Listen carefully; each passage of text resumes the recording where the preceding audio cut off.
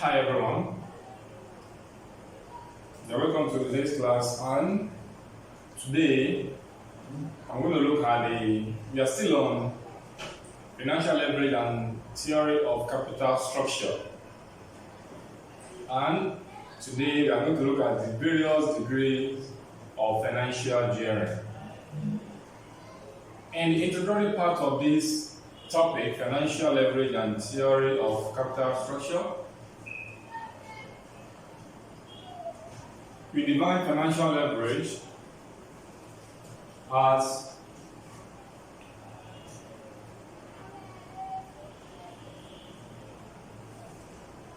the increased risk of equity holders due to financial gearing.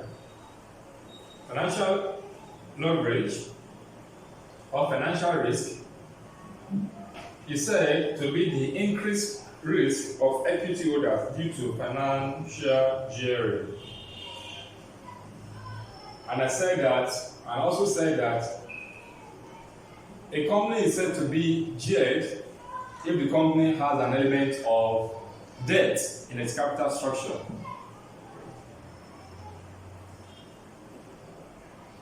While the level of the debt will determine whether the company is highly geared or low geared.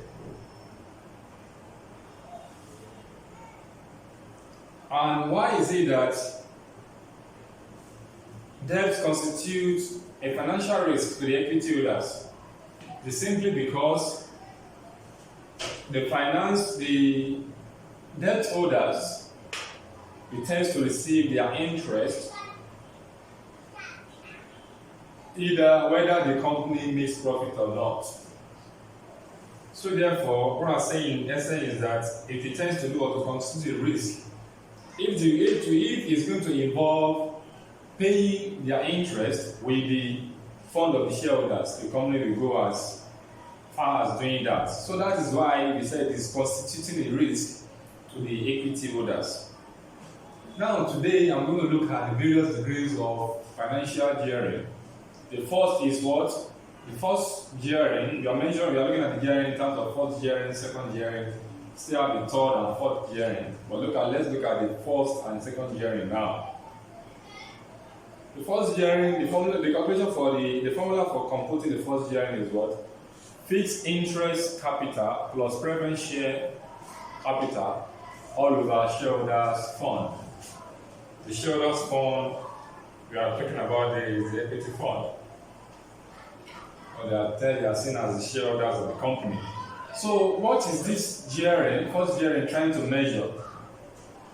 This gearing is trying to show the relationship between the statement of financial position net asset value, financed by capital on which there is a fixed interest commitment and is not financed by equity.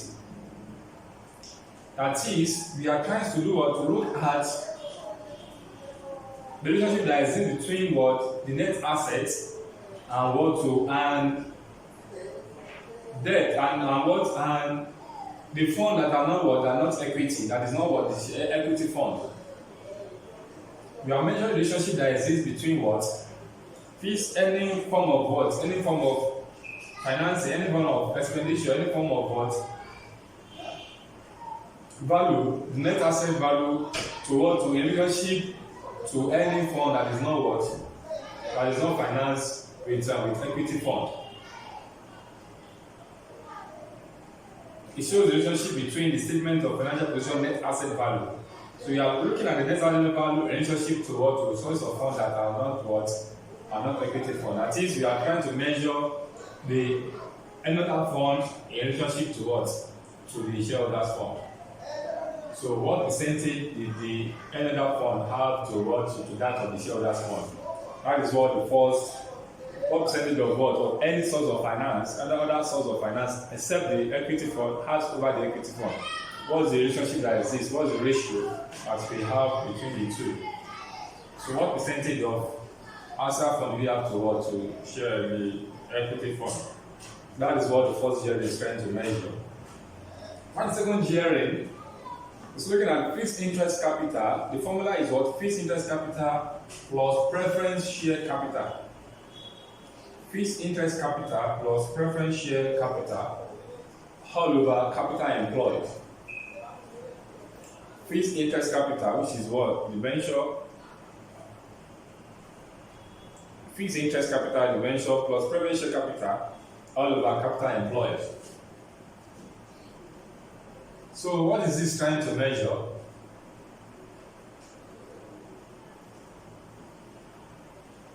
So what it's trying to measure is, this expresses what proportion of the company's asset is required as security for prior claims in the event of liquidation. That is to say, if the company is winding up today, is liquidated today, what percentage of the company assets are we going to use to do what? To settle the equity, the other financials of the other financiers of the company, aside the equity fund holders. So which is termed as what? Preference fixed interest capital plus preference share capital over capital employed. So that is what the second gearing is trying to measure. So I want to say in terms of what liquidation, what proportion are we going to use to do what? To settle what portion of the company's assets are we going to use to settle the fixed interest capital. So let's quickly look at the third and the fourth gearing.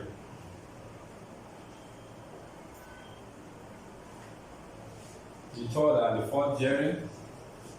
I can rub this. Let me rub this.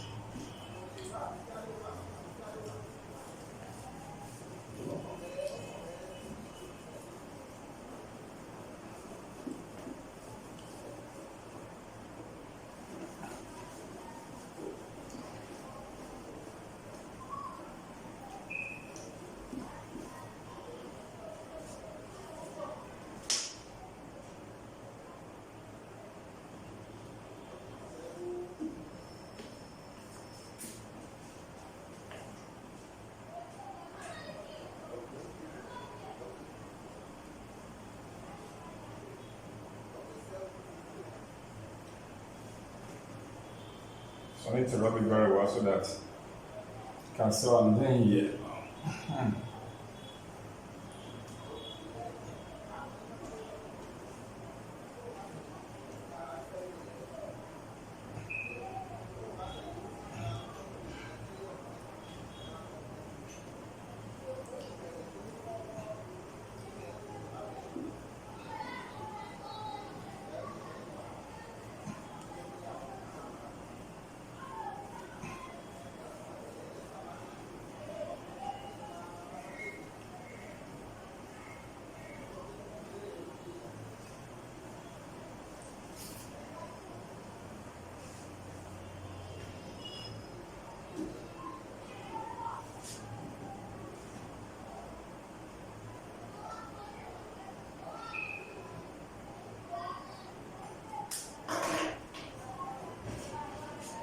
So the third gearing, third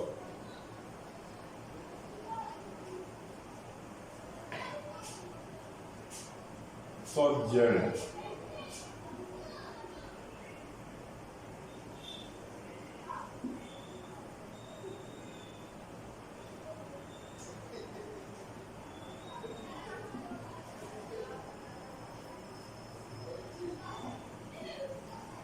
Total debt lying on total value of company.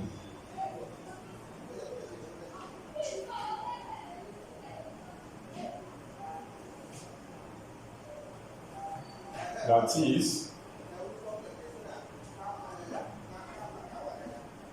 is total debt D all over D plus E.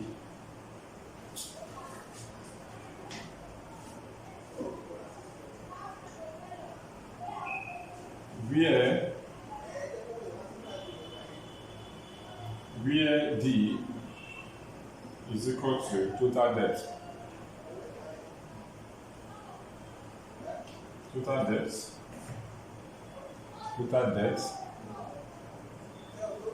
E is equal to equity. Okay, we call it total equity. So let me be specific.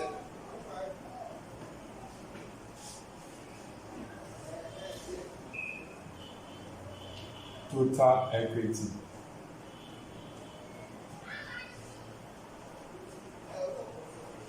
Via total debt is equal to all liabilities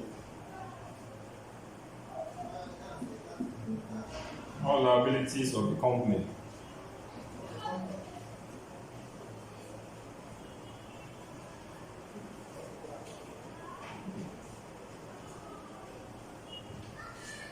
So note, it does not,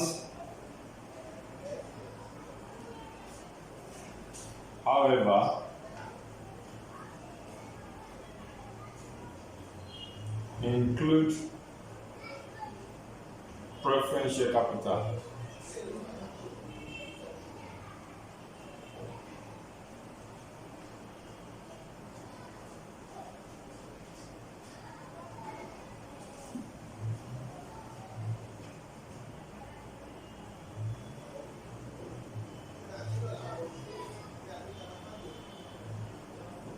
So the fourth gearing,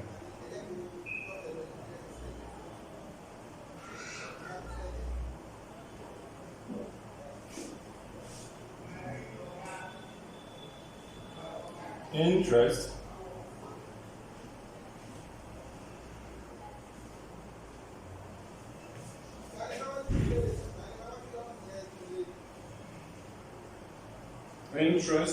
on debt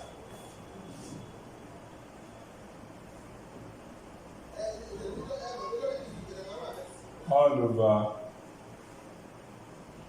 earnings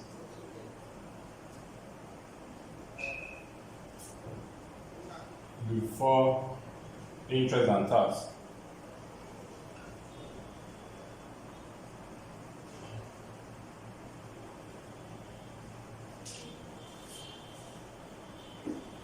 Which we normally call EBIT, earnings before interest and tax.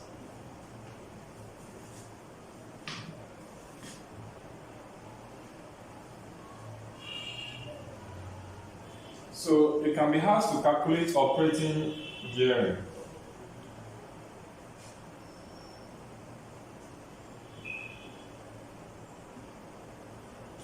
Operating gearing is calculated as what? Contribution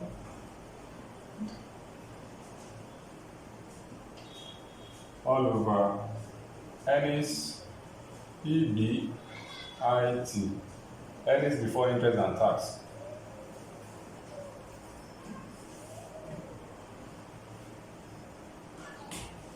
So these are the other degrees of what? Of computing gearing ratio. So gearing ratio, we are measuring the ratio of what? Of debt to what? To other firm in the company. We are measuring the relationship that exists. It has different forms, so depending on which one we want to compute. But basically, we are looking at what? Debt to the total finance of the company, as in this case. So the third gearing said what? Total debt all over total value of company, where it is what represented as what? That is D represents debt. Because the value of the company is what? So debt plus equity. That is the value of the company in terms of their market value. So we can have book value, we can have market value, but the market value we always supersede that of the book value. So the market value is what we're talking about for all this. So the third gearing is total debt, which is D, all over total value of the company. The total value of the company is what? Debt plus equity. So we now say where debt is equal to total debt, E is equal to total equity. Total debt is equal to all liabilities of the company. It does not, however, include preference share capital. So the fourth gearing is what? Interest on debt all over earnings before interest and tax. Interest on debt all over earnings before interest and tax. So we want to see what is the interest, how much interest is what to are we paying from our what? What is the ratio of the interest to what? To earnings before interest and tax. So that is the fourth gearing. So we can also be asked to do or to calculate operating gearing, which is what to contribution all over earnings before interest and tax. So those are the various forms through which we can compute our financial gearing to know how geared a company is.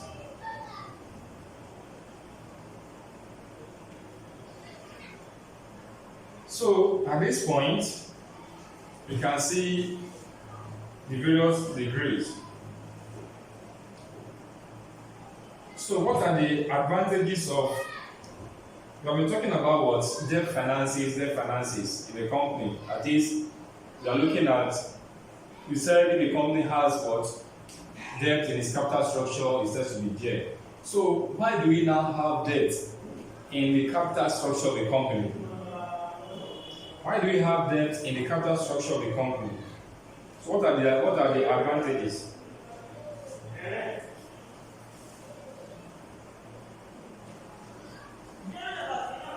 What are the advantages? So the next video we shall look at the advantages of what?